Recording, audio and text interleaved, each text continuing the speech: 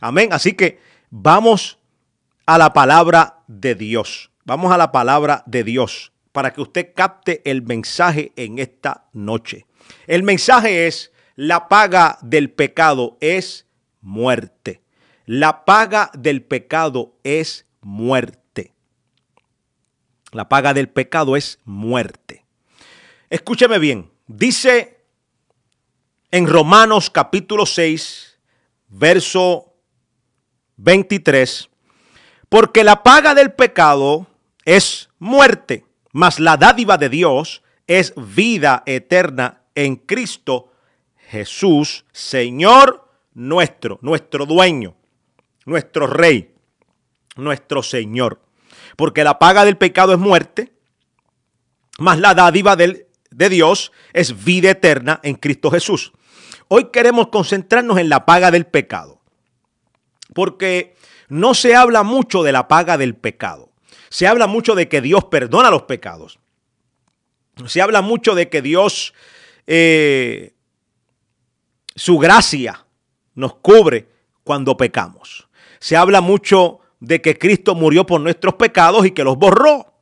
Pero no queremos hablar de personas y no queremos predicarle al pueblo de que en el pueblo hay un descuido espiritual, hay un descuido en los altares, hay un descuido en los ministros, hay un descuido en los laicos, en los tesoreros, en los ujieres, en los miembros de la iglesia, en los que barren, en los que limpian. Todo el mundo aquí tiene y va a dar cuentas a Dios por su salvación, por su vida y cómo la están llevando. ¿Cómo usted lleva esa vida espiritual y cómo usted está cuidando de su salvación con temor y temblor?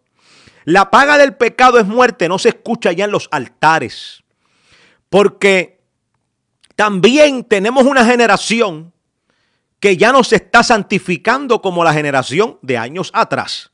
Generaciones pasadas que no tenían mucho conocimiento, no tenían mucha verbogracia ni tampoco tenían mucho libro, como hay un coro por ahí que dice no tenía muchos libros, pero había poder de Dios. Claro, no había muchos libros, pero había poder de Dios. ¿Por qué había poder de Dios? Porque Dios quería usarlos más a ellos que a nosotros. No, la consagración, el nivel de consagración y de seriedad y de integridad y de temor a Jehová era tan alto que Dios vivía cerca de estas personas y el Espíritu Santo se sentía cómodo y se sentía en su ambiente. Entienda que el pecado no es el ambiente del Espíritu, no es el hábitat, no es donde el Espíritu de Dios se siente cómodo y habita.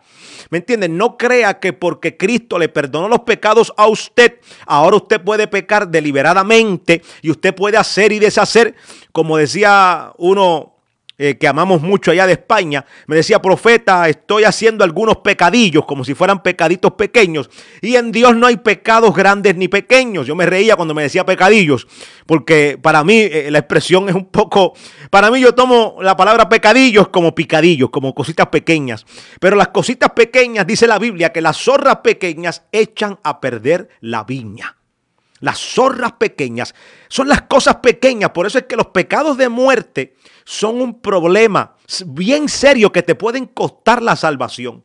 ¿Por qué? Porque los pecados de muerte están por dentro, no se ven. Más fácil se ve un adulterio y una fornicación. Y a veces una fornicación, un adulterio te lleva a la vergüenza pública, pero te salva con Dios. ¿Por qué? Porque hay algunos que se avergüenzan y se apartan y no vuelven a caer. No caen. Hay otros que siguen con la cara de lechuga haciendo y deshaciendo porque no les importa, ya perdieron la vergüenza, perdieron la conciencia, la tienen encallecida. Ahí está el problema. Ahí está el problema, que tú te puedes perder y aún tú predicando y haciendo la voluntad de Dios supuestamente para salvar a otros, tú puedes ser heraldo. La palabra es fuerte. Heraldo para muchas personas. Tú puedes ser heraldo y salvar a muchas personas y después tú mismo ser eliminado y descualificado. O sea, que te sacan, no puedes entrar.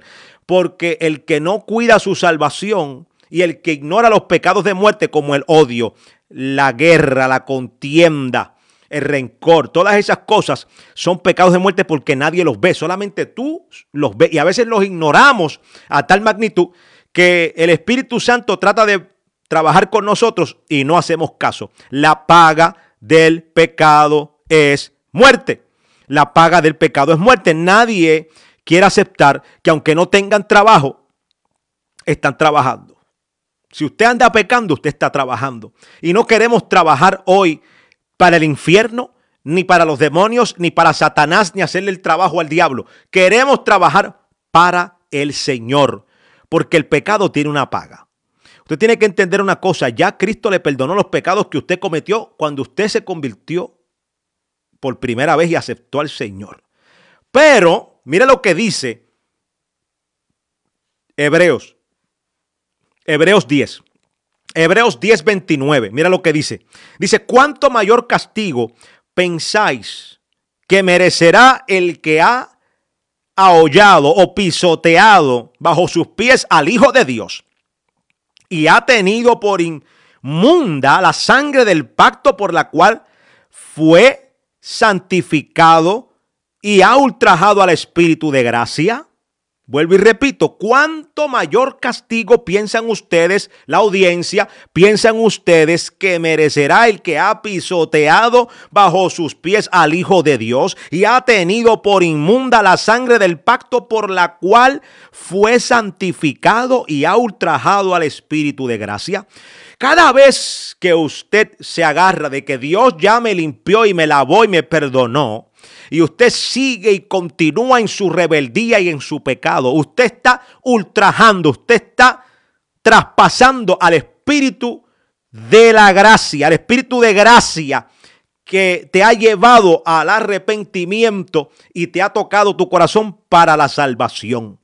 Estás pecando contra Cristo, estás pisoteando la sangre. Estos son mensajes que no se escuchan en los altares, en las iglesias, en los congresos. De cuántas personas ahora mismo están pisoteando la sangre de Cristo. Cuántos predicadores ahora mismo están pisoteando la sangre de Cristo, ignorando y agarrándose de estudios bíblicos y de aquí y de allá y buscando cómo pueden seguir justificándose, que si David pecó, que si Abraham mintió y todas estas cosas, usando excusas para entonces ellos continuar su vida de pecado, justificándose. Y ese fue el pecado de Saúl. Saúl se justificó, David se arrepintió. Hay personas que creen que hay hombres que no se pueden levantar de un adulterio, mas sin embargo David se levantó de su adulterio, pagó el precio. La espada de Jehová nunca se apartó de su casa. Sus hijos hicieron cosas horrendas porque lo que él encubrió, lo que él escondió, lo que David escondió, Dios se lo sacó a la luz a través de sus hijos. Y fue algo horrendo lo que sucedió. Pagó el precio, se murió una criatura. Todas esas cosas el profeta Natán tuvo que ir a confrontarlo porque el hombre estaba en un viaje, el hombre estaba en una mente, ya una conciencia que ya había como que borrado lo que había hecho, como que se había olvidado, y Dios tuvo que ir a confrontarlo, porque cuando Dios te confronta con mensajes como este, Él está haciendo el último intento para que tú te libres. Pero ¿sabes lo que salvó a David? David sabía que si mataba a Natán por confrontarlo por su pecado, él iba automáticamente a cometer suicidio. O sea, yo mato a Natán, Dios me mata a mí y el reino se acabó. Lo que Dios prometió se acabó. Pero él pudo entender que cuando Natán lo estaba confrontando no era el profeta. Ese es el problema. No es el profeta que te está confrontando, es Dios. Dios te está confrontando en esta noche.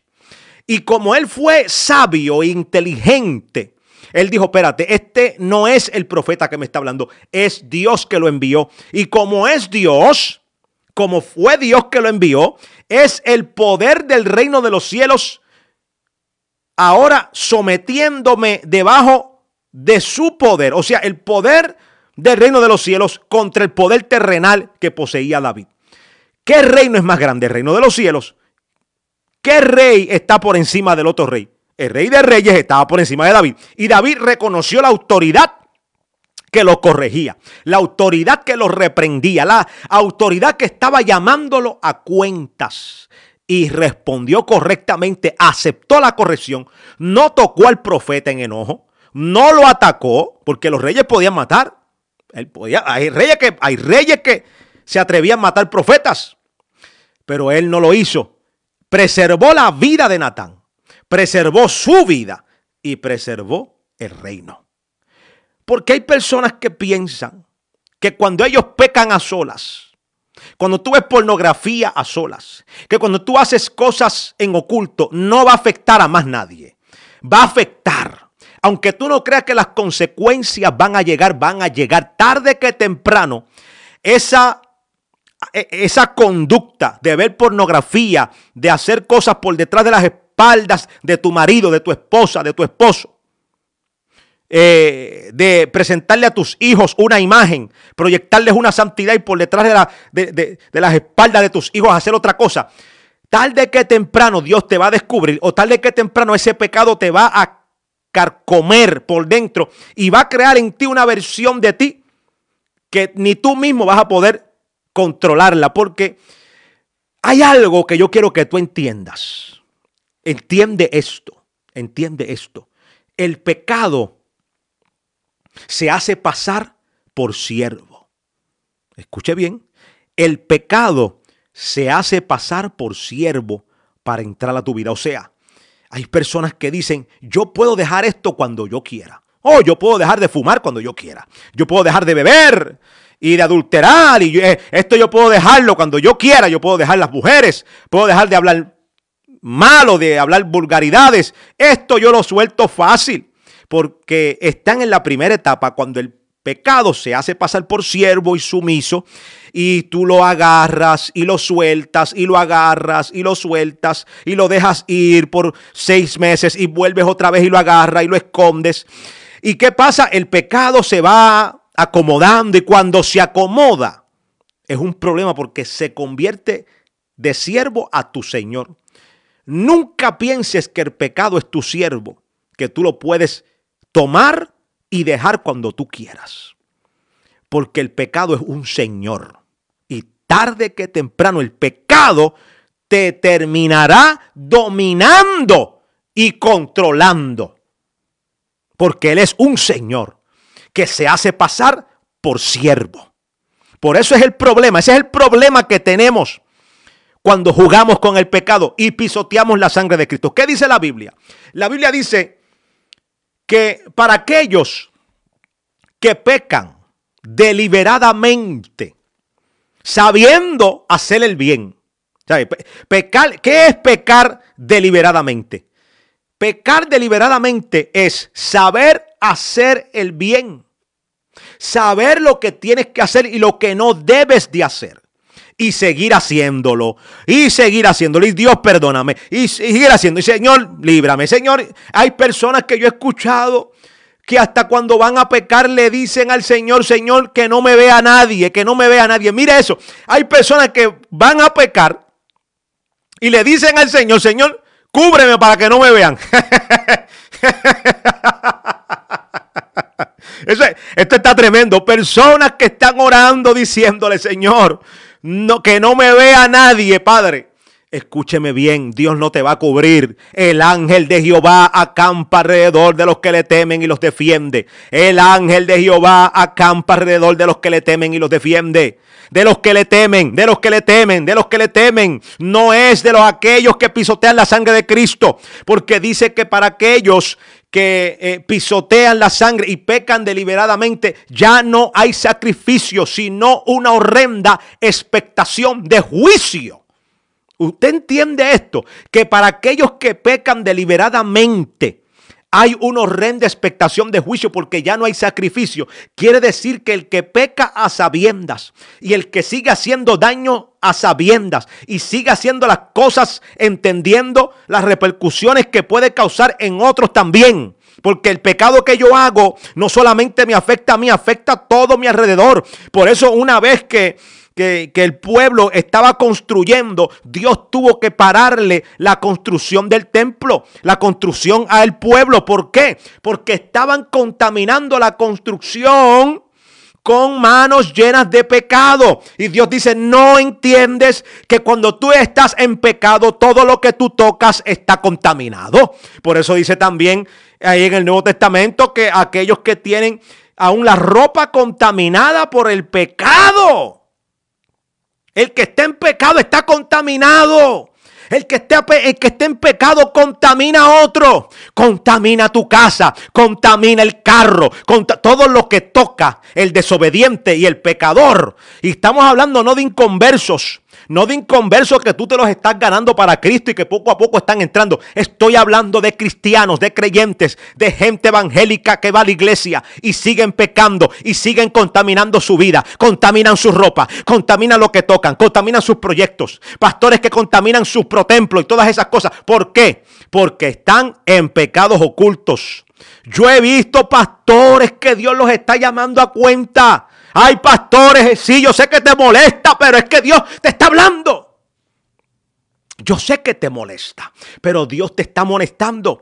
Tienes que salir, corre. Si tú estás escuchando el sonido de mi voz hoy, si tú estás escuchando este mensaje hoy, Dios te está diciendo que esta es tu oportunidad para tú escapar. Escapa de la ira venidera, escapa del juicio del Señor, escapa de la vida mediocre que llevas, escapa del pecado más grande que tiene la iglesia, que es la tibieza espiritual. Tibieza espiritual. Es increíble ver en las redes sociales y en muchos lugares cristianos tibios. Cristianos amigos del mundo. Y yo no estoy diciendo amigos de un vecino impío, amigos de un vecino inconverso, amigos de un familiar inconverso. No, esa no es la amistad que está hablando la palabra. La amistad con el mundo que habla la palabra es cuando tú te quieres congraciar con prácticas mundanas y hasta... Tenemos personas que quieren meter dentro de la iglesia al mundo, santificando conceptos y santificando cosas que ya están contaminadas. Y no me vengas a mí que lo que Dios santificó no es inmundo. Deje esa wichihuachería por allá, porque eso es una excusa barata para entonces meter el mundo en la iglesia y traer los espectáculos y traer las cosas y traer la celebridad y todos esos espíritus y de idolatría en la iglesia. En la iglesia hay idolatría. En la iglesia hay espíritu de celebridad. En la iglesia está metido el mismo demonio de corrupción que están en los negocios y todo. Está metido en la iglesia. ¿Por qué? Porque queremos santificar conceptos que después esos mismos conceptos terminan corrompiéndonos el corazón y sacándonos y desenfocándonos de lo que es la obra de Dios. Y el corazón se nos tuerce, se nos corrompe y se nos pudre y no nos damos de cuenta. No nos damos de cuenta. Así le pasó a Sansón. Dice, Sansón estaba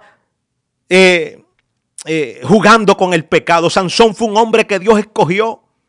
Sansón fue un hombre que tuvo un nacimiento sobrenatural, donde Dios mismo lo anunció. Dios mismo anunció su nacimiento. Dios mismo fue algo tremendo. Dios anunciando su propósito con él. Su ministerio.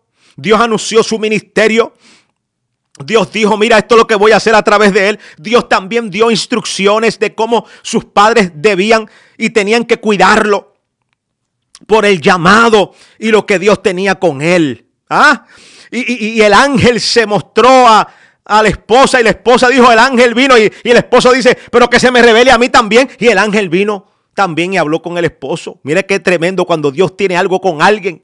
Pero este muchacho, todo lo que Dios le prohibió, lo tocó. Lo que le prohibieron fue lo que él quería, era lo que él quería hacer. Y mire cómo el diablo lo engañó y tenía su secreto en que no podía cortarse ni rasparse la cabeza. No podía cortarse el pelo, el cabello, porque tenía un pacto. Ahí estaba el secreto, en el pacto, no en el cabello, era en el pacto. Pero yo te voy a decir en esta hora que Satanás no estaba detrás del cabello, porque Satanás sabía que el cabello a Sansón le podía crecer. Sansón le podía volver a crecer el cabello. Cuando Sansón comienza a jugar con el pecado, vemos cómo él juega y dice, esta vez escaparé como las otras veces. Porque si algo el diablo tiene, es que Satanás nunca te pone el final de la película. El único que te habla del fin desde el comienzo es Dios. Porque Dios no hace trampa y Dios no engaña al hombre. Satanás no. Satanás te habla del comienzo de las cosas. Te puede hasta mostrar la mitad de la película, pero nunca te muestra el fin de la película, porque ahí está el engaño y el gancho y ahí está la condenación. Satanás nunca te va a mostrar cuando te agarran. Satanás nunca te va a mostrar cuando tu carácter se va al piso. Satanás nunca te va a mostrar la paga, la destrucción. No te va a mostrar lo que viene, las consecuencias, que Dios perdona, pero las consecuencias las vas a tener que masticar hasta que te mueras. Vas a tener que participar de esas consecuencias. Esas consecuencias pueden tocar hasta tus nietos, pueden tocar hasta generaciones después de ti. ¿Por qué? Porque Satanás no te las va a mostrar, porque hay un engaño. Mas sin embargo, nuestro Dios nos muestra el final desde el comienzo, porque Él dice, yo soy el alfa y el omega, el principio y el fin, el que te puede hablar desde el comienzo, el futuro. Qué tremendo. Pero vemos cómo Sansón es engañado por Satanás. Le ponen una mujer de frente llamada Dalila. Cuidado con Dalila, que es un espíritu. Pueden haber Dalilos también. Dalilas y Dalilos. Escúcheme bien. Y cuando es engañado, ¿qué es lo primero que el diablo ataca? O sea, el diablo no quería el cabello de él.